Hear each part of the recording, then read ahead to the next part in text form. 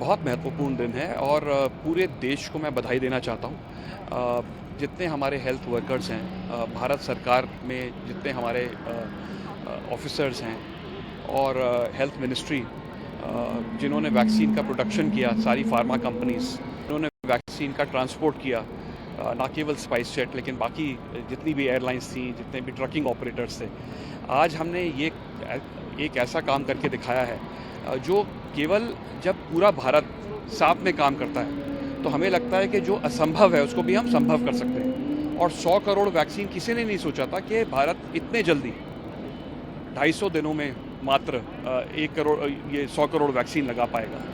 और ऐसी उपलब्धि है जिसको हम ना केवल भारत में एक सेलिब्रेट करना चाहते हैं, बट हम विश्व भर में ये दिखाना चाहते हैं कि जब भारत एकजुट होता है तो कुछ भी कर सकता है। और ये जहाज़ और ये स्टिकर इसी बात का प्रतीक है।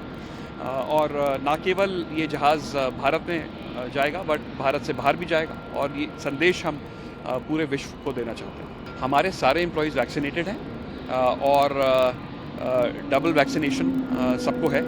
और हम जैसे ही सरकार कहेगी कि बूस्टर शॉट्स भी लगने हैं तो हम वो भी करके देंगे। ट्रैफिक बिल्कुल बढ़ रहा है। जैसे जैसे वैक्सीनेशन का पेस बढ़ रहा है वैसे वैसे ट्रैफिक वापस आ रहा है।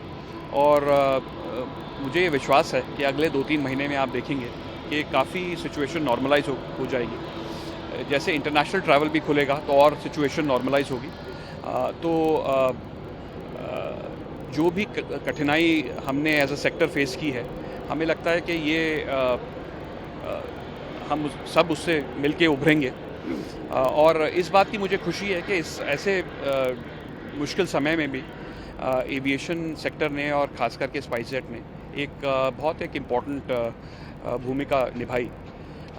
ना केवल वैक्सीन बट हमने दवाइयों का, इक्विपमेंट का, ऑक्सीजन कॉन्सेंट्रेटर का 1 लाख ऑक्सीजन कॉन्सेंट्रेटर हम लेकर आए दुनिया भर से हिंदुस्तान में जब हमें उसकी आवश्यकता थी। तो एक जो रिस्पॉन्सिबल कॉर्पोरेट सिटीज़न का रोल एक हम निभा पाए, और इस बात की हमें बहुत खुशी है। बिल्कुल शुरू होंगी। जैसे आप जानते हैं कि चार्टर फ़्लाइट्स ऑलरेडी अलाउ हो गई हैं और शेड्यूल फ़्लाइट्स भी जल्द ही अलाउ होंगी, मुझे इस बात का विश्वास है। और जहाँ तक मिनिस्ट्री के साथ काम करने का सवाल है, मुझे लगता है कि हर भारतीय नागरिक को अपनी सरकार के साथ मिलके और बाकी जितने प्लेयर्स हैं सबके साथ मिलके एक भारत बनके, वन इंडिया, सबको साथ मिलके काम करना चाहिए, और तभी बड़ी बड़ी चुनौतियों का हम सामना कर पाएंगे और ऐसी उपलब्धियों को हम पा पाएंगे। देखिए, जब वीक सीज़न होता है तो फेयर बहुत कम भी होते हैं, और अगर हम